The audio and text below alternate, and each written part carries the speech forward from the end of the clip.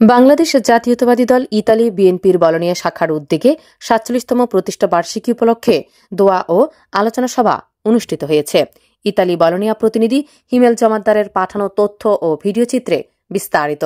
বাংলাদেশ জাতীয়তাবাদী দল ইতালি বিএনপির বলনিয়া শাখার উদ্যোগে ৪৭তম প্রতিষ্ঠা বার্ষিকী উপলক্ষে বলনিয়া স্থানীয় এক হলরুমে দোয়া ও আলোচনা সভা অনুষ্ঠিত হয়।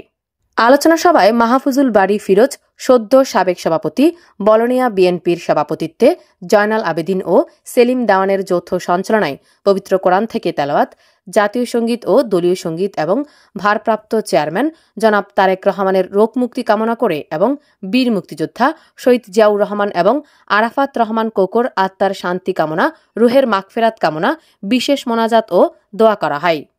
আলোচনা সভায় প্রধান অতিথি হিসেবে উপস্থিত ছিলেন ইতালি বিএনপির সদস্য সাবেক সাংগঠনিক সম্পাদক শাহিন গোরাপি। প্রধান বক্তা হিসেবে উপস্থিত ছিলেন বলনিয়া বিএনপির সদ্য সাবেক প্রধান উপদেষ্টা মামুন হোসেন শ্যামল। বিশেষ অতিথি হিসেবে উপস্থিত ছিলেন এবং বক্তব্য রাখেন হাবিবুর রহমান সোহেল, আবুল কালাম স্বাধীন, আবুল খায়ের নাজিম, মোহাম্মদ শাহ আলম, মোহাম্মদ মনিরুজ্জামান লিটন এবং মাহবুব হোসেন।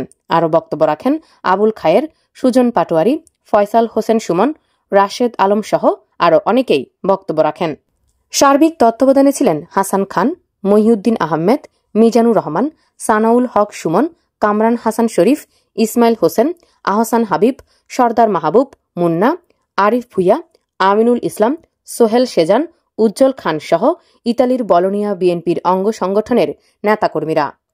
বক্তারা আলোচনায় শহীদ রাষ্ট্রপতি জিয়াউর রহমানের হাত ধরে বাংলাদেশে বহুদলীয় গণতন্ত্রের যাত্রা শুরু হয়েছিল। দীর্ঘ আন্দোলন সংগ্রামের মধ্য দিয়ে বিএনপি আজও জনগণের আশার প্রতীক।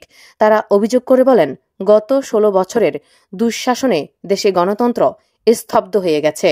এই পরিস্থিতিতে বিএনপির নতুন করে দেশ রক্ষার অঙ্গীকারের দিন। শহীদ জিয়াউর রহমানের জীবনাদর্শ ও বিভিন্ন ক্ষেত্রে সফলতার কথা তুলে ধরেন। তারা আরও বলেন, দেশের বর্তমান বেহাল দশা থেকে দেশকে রক্ষা করতে তারেক রহমানই একমাত্র ভরসা। তাই আগামী নির্বাচনে তারেক রহমানকে দেশের সর্বোচ্চ ক্ষমতার চেয়ারে বসাতে দেশ বিদেশের সকল ষড়যন্ত্র থেকে সতর্ক থাকতে জাতীয়তাবাদী আদর্শের নেতাকর্মীকে সজাগ থাকার আহ্বান জানান। বক্তারা আরও বলেন, তারেক রহমানের দেওয়া ৩১ দফা দাবি বাস্তবায়নের জোর দাবি জানান। বাংলাদেশ জাতীয়তাবাদী বিএনপি ইতালি বলনিয়ার পক্ষ থেকে সবাইকে আন্তরিক ধন্যবাদ ও কৃতজ্ঞতা প্রকাশ করেন। তবারকের মাধ্যমে আলোচনা সভা সমাপ্তি হয়।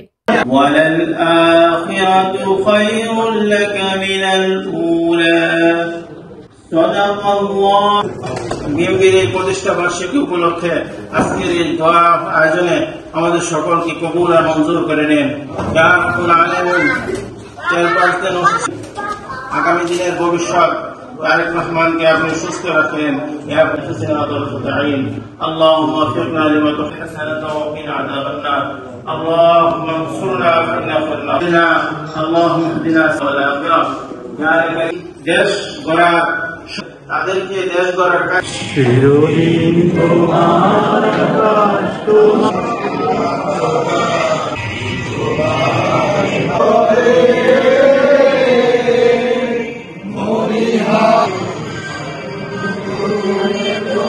তুমি হলে বাংলাদেশের 18 কোটি মানুষের প্রাণ, তুমি হলে শহীদ রাষ্ট্রপতি জিয়াউর রহমান।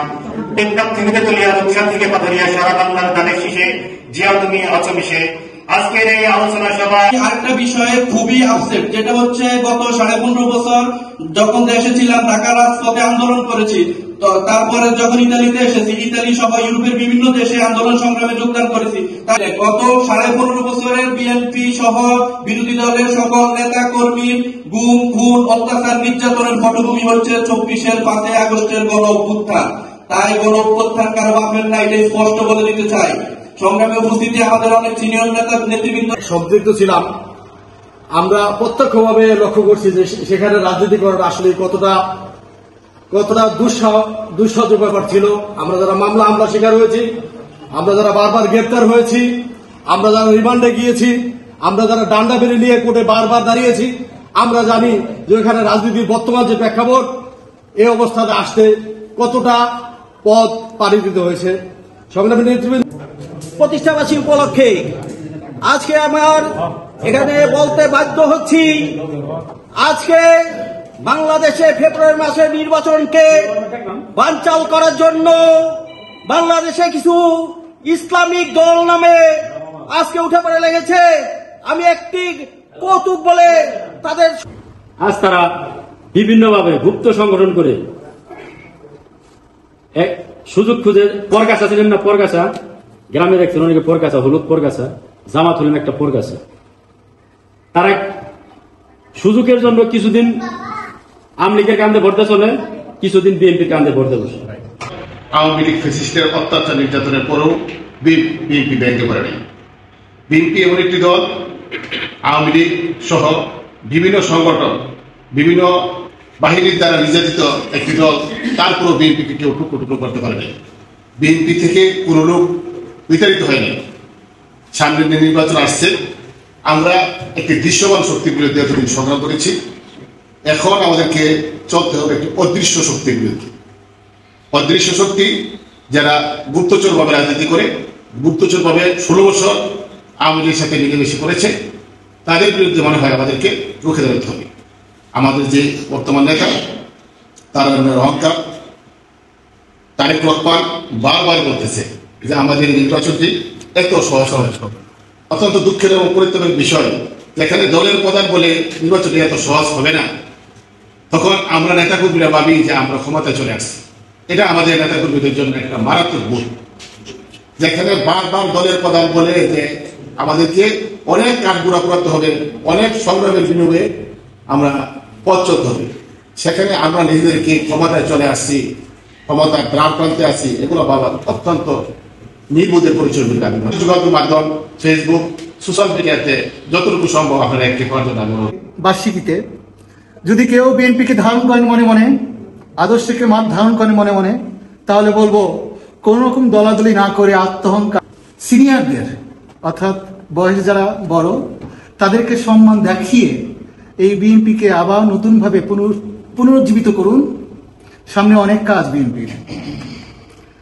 আর যদি আপনারা দলমত, নানা রকম ভেদাভেদ ভিড়ে সবকিছু পরিহার করে বিএনপিকে একত্রিত করুন, পুনর্গঠিত করুন, কারণ আগামীতে বিএনপি জোরালো ভূমিকা দেশে থাকবে। বড় চ্যালেঞ্জ হিসেবে আমি সবাইকে অনুরোধ করব, দয়া করে এক মঞ্চে এসে বিএনপিকে শক্তিশালী করুন। আজকে আমি খুব আনন্দের সাথে বলতে চাই, আমাদের ভিতরে আমাদের কিছু ভাই আজকে উপস্থিত হয়েছেন, যারা আমাদের সাথে একটু মান অভিমান করে দীর্ঘদিন আমাদের কাছ থেকে একটু দূরে সরেছিলেন। আমি বাংলাদেশ জাতীয়তাবাদী দল বোলোনিয়া কমিটির পক্ষ থেকে, সাবেক সকল কমিটির পক্ষ থেকে তাদেরকে ধন্যবাদ জানাচ্ছি। আমি আশা করব আমাদের ভিতরে ভুল ত্রুটি আছে, আমরা অস্বীকার করি না।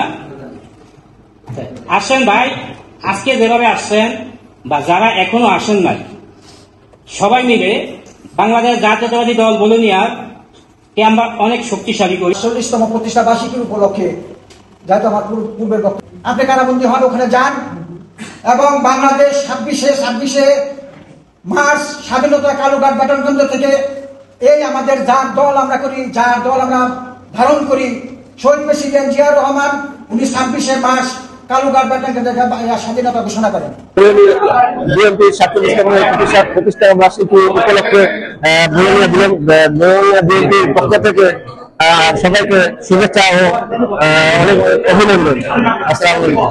বাংলাদেশ জাতীয় দল বিএনপির 47তম প্রতিষ্ঠা উপলক্ষে বোলোনিয়া বিএনপিকে আন্তরিকভাবে অভিনন্দন ও শুভেচ্ছা জানাচ্ছি।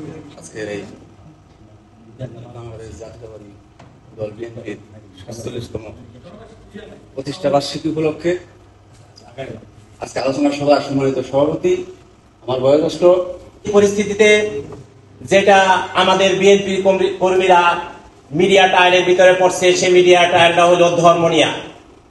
আজকে তারা ধর্মনিয়া বলতেছে দাড়িপাল্লায় ভোট দিলে বেহেশতে যাবে।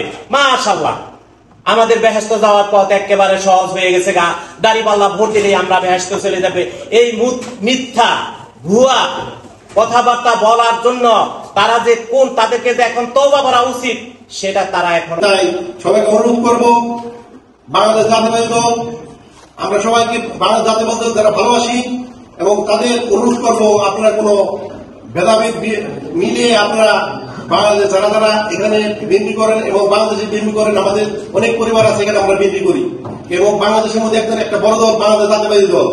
আমরা এখন জানেন বাংলাদেশে একটা কুচক্র মহল আমাদের দলের প্রতি অনলাইনে নানান গুজব ছড়িয়েছে। এদেরকে প্রতিরোধ করার জন্য আমরা অনুরোধ করব, সবাই মিলে আমাদের বাংলাদেশ জাতীয়তাবাদী দল আমরা সবাই অনলাইন ব্যবহার করব, এদেরকে প্রতিরোধ করব। এবং আপনারা জানেন আগামী সামনে নির্বাচন আসতেছে, আমাদের সবাইকে সুযোগ রাখতে হবে। আমরা আমাদের পরিবার এবং বন্ধু বান্ধব নিয়ে বাংলাদেশ জাতীয়তাবাদী দল বিএনপি প্রতিষ্ঠা বার্ষিকী উপলক্ষে আজকের আয়োজনের জন্য আয়োজকদের ধন্যবাদ জানাচ্ছি আমরা। পাশাপাশি কষ্ট করে অনেক বেশি সামঞ্জস্য করে সবাই আসছেন, মতামত জ্ঞাপন করছেন। অসংখ্য ধন্যবাদ, ভালো থাকবেন। বিসমিল্লাহির রহমানির রহিম। আসসালামু আলাইকুম ওয়া রাহমাতুল্লাহি ওয়া বারাকাতুহু। আমাকে মঞ্চে ডাকার জন্য সকলকে অসংখ্য ধন্যবাদ। আসসালামু আলাইকুম।